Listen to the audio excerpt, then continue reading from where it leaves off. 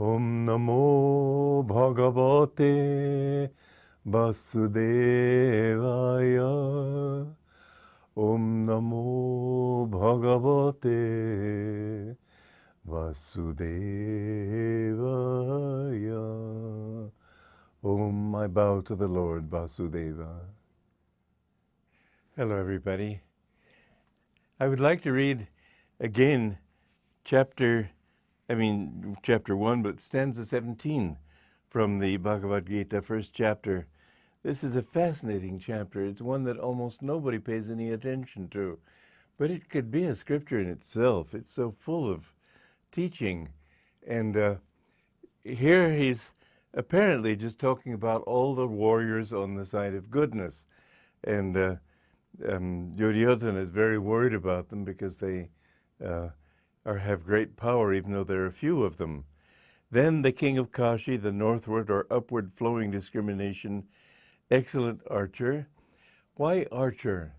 The spine is like a bow. When you string the bow, the string is tight, the spine is straight, and the outer part of the front part of the body is like the bend in the bow. And we talked about the magnetism needed to attain these different states. Sikandi, the will and the understanding to perform only good, self-elevating actions. I mentioned that this takes magnetism, and you have to get in tune with that particular ray, that particular wave of magnetism, vibration of magnetism, in order to achieve that consciousness. Whenever you think, you see we're sort of like in the middle on a fence. God is on one side, Satan is on the other. We make the first move. If we move toward God, then his influence becomes stronger and stronger. If we move toward Satan, his influence becomes stronger and stronger. And with the right kind of magnetism, you draw. You don't have to worry about developing all these fine qualities yourself. Just go in that direction. You'll find that magnetism will develop, and more good qualities will come into your consciousness.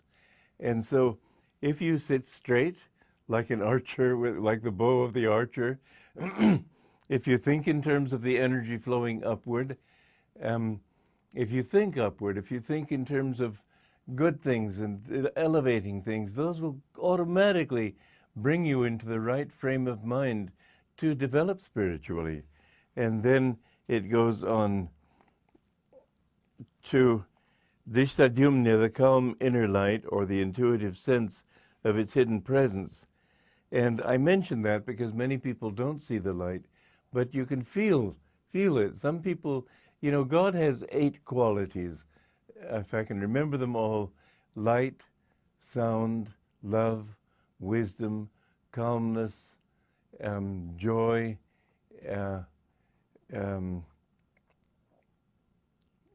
I can't think of them right now. It doesn't matter, all of them. Peace as opposed to calmness. Peace is the negative side of calmness. It's a good beginning to calmness, but divine calmness is extremely powerful. It's extremely positive.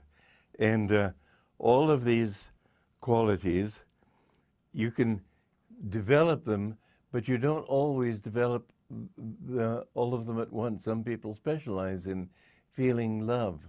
Other people specialize in seeing light.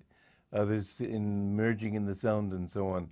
So long as you attune yourself to one ray of the divine, you will develop the others in time. And then finally it says virata, literally majestic, a sense of oneness with spirit. And this is an interesting thing because it really means samadhi. And samadhi doesn't belong in the beginning of the Gita. I think that Vedavyasa threw this in just to sort of complete the roster. But in fact, the beginning devotee is, as you'll see, Arjuna is a beginning devotee in this particular story. And it's rather funny because he's far from that. However, he plays that role. It's interesting how, Yogananda said that he himself was Arjuna. He said that Krishna is now Babaji, Amar, the deathless master in the Himalayas, and that Yogananda was Arjuna. And Yogananda wrote Autobiography of a Yogi, and anybody reading that book sort of gets the impression, unless he knows better, that here's this beautiful, magnetic young fellow who has achieved samadhi by great good luck, and I could get it too very easily. One woman told me once, I've been meditating for 6 months and I haven't had samadhi yet. Well, believe me, it's quite an achievement to attain samadhi. But he put himself in the humble role of a devotee, of a seeker, and so did Arjuna. Both of these were masters, but they were playing the role of the devotee so that people could identify with them and see, well, I could do that, and of course you can do that. It may take you time. Of course it will take you time.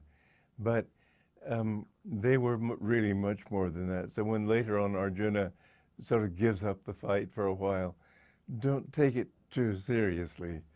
He's doing it on behalf of the devotee with his problems that we'll be encountering as we go along in the Gita. But anyway, this samadhi is definitely not the experience of Arjuna at the beginning of this time. Those are qualities waiting in the offing, you might say, to bring you liberation when you reach that point. And invincible satyaki, truthfulness. Truthfulness is extremely important. Never allow yourself to tell a lie. There's always a temptation. The reason for it is that people worry about what other people will think about them. Just be true to yourself. I've made it a practice in my life. If I say I'm going to do something and then it's not convenient to do it, I'll do it anyway, because I want to be absolutely true to my word. And I have found that with that practice, Patanjali says that when you are completely truthful, your words will have materializing power. I have found that I can accomplish what I want to because of that truthfulness. It gives you a certain siddhi, a certain power.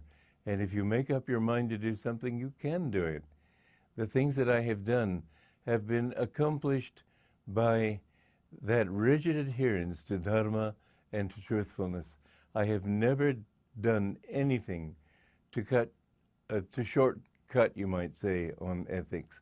I've known quite a few swamis who did to get their work established and so on. I never would do so. I'd rather see the work that I've built fail than break a single divine law. And so truthfulness really to me, and I want to share it with you out of my conviction, is very important. You're important to me. I don't know you personally, but I know you because you're a part of the God whom I love. And I very deeply want to see you individually turn your mind more, and your heart especially, more and more toward God. So this is chapter 17, and we'll go on next time to 18. Joy to you.